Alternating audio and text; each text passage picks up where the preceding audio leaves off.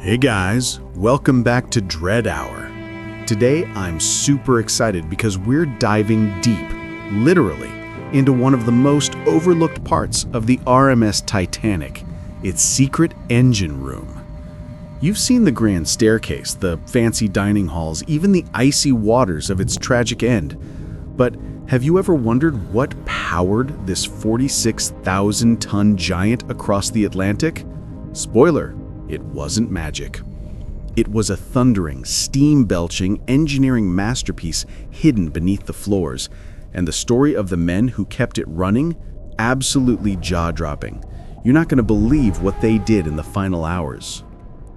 Now, I remember the first time I saw a cutaway diagram of the Titanic's lower decks. I was in middle school, staring at this maze of pipes, boilers, and massive machines, and I thought, how did anyone even work down there? That curiosity never left me, so today I'm pulling back the curtain on the ship's true heartbeat, and trust me, this is way cooler than any movie scene. Before we go further, have you ever stood next to a running train engine and felt the ground shake? Imagine that, but underwater, inside a moving palace. That's what the Titanic's engine room felt like. Let's start with the basics. The Titanic didn't run on just one engine, it ran on 3 massive power plants working together like a well-oiled symphony. 2 were giant reciprocating steam engines, each longer than a school bus and heavier than 100 elephants. And between them, a cutting-edge steam turbine, a futuristic marvel for 1912. Together, they produced a jaw-dropping 46,000 horsepower. To put that in perspective, that's like 460 average cars working at once. Fun fact, the Titanic burned through 600 tons of coal every single day. That's enough to fill 12 full-size dump trucks just to keep the lights on and the ship moving. Now, let's talk about those reciprocating engines. These weren't just big, they were monumental. Each one stood 3 stories tall and thumped like a living creature. Steam would blast into the first cylinder, push a piston, then flow into a bigger cylinder, then an even bigger one. It was like a relay race for energy, nothing wasted. Every puff of steam got squeezed for every last bit of power. This triple expansion design was the height of efficiency back then. Wait till you hear this. Engineers actually used the open space between the engine cylinders as a workshop. That's how huge these machines were. You could walk inside the structure of the engine itself.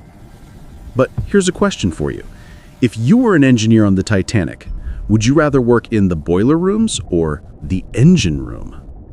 Most people assume the engine room was hotter, but actually, the boiler rooms were way worse. Those guys shoveled coal in 120-degree heat with black soot everywhere.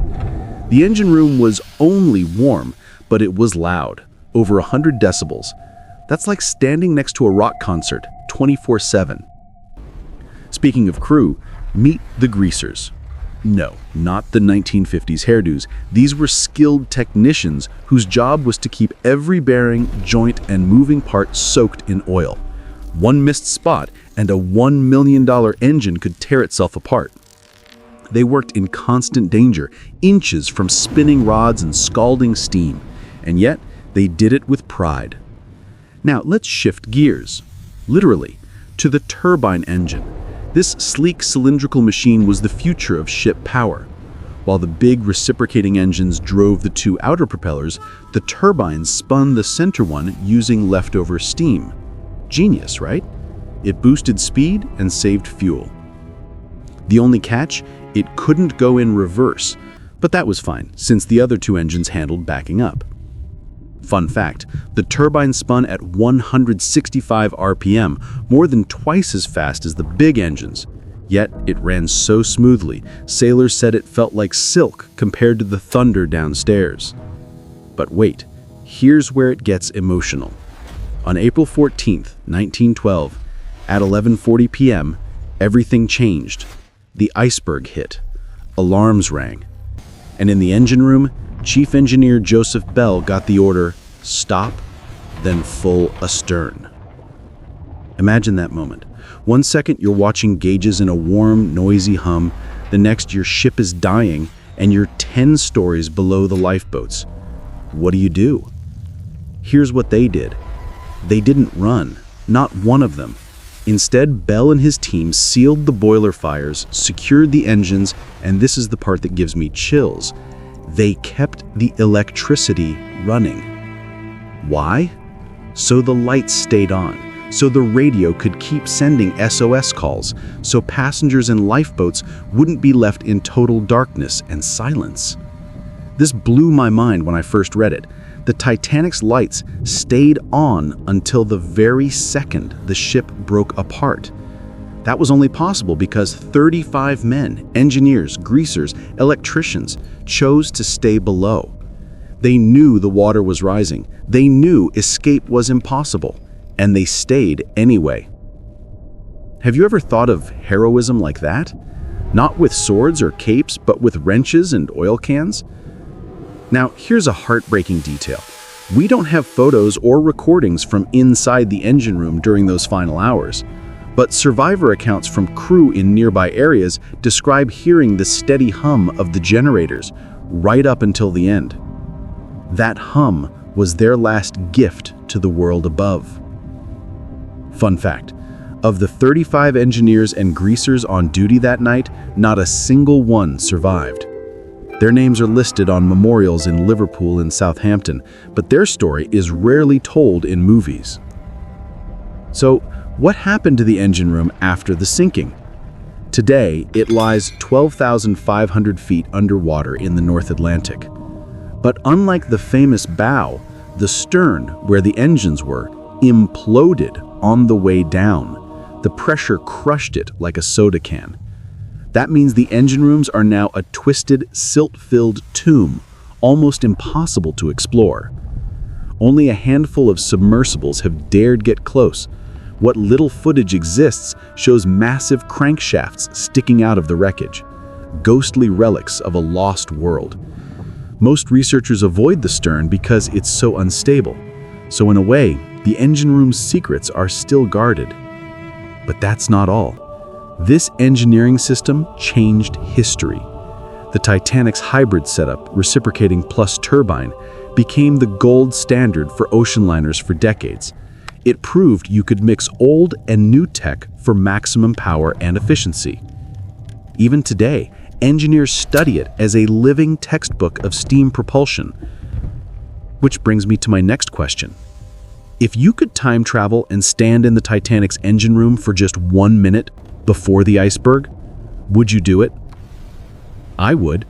Just to feel that vibration in my chest, hear the hiss of steam, see those pistons move like a steel heartbeat.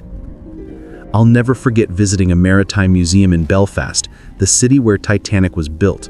They had a full-scale mock-up of an engine cylinder.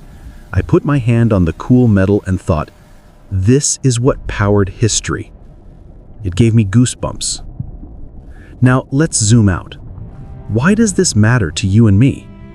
Because the engine room teaches us something powerful. Greatness isn't always on the surface. Sometimes the most important work happens in the dark, unseen, uncelebrated places.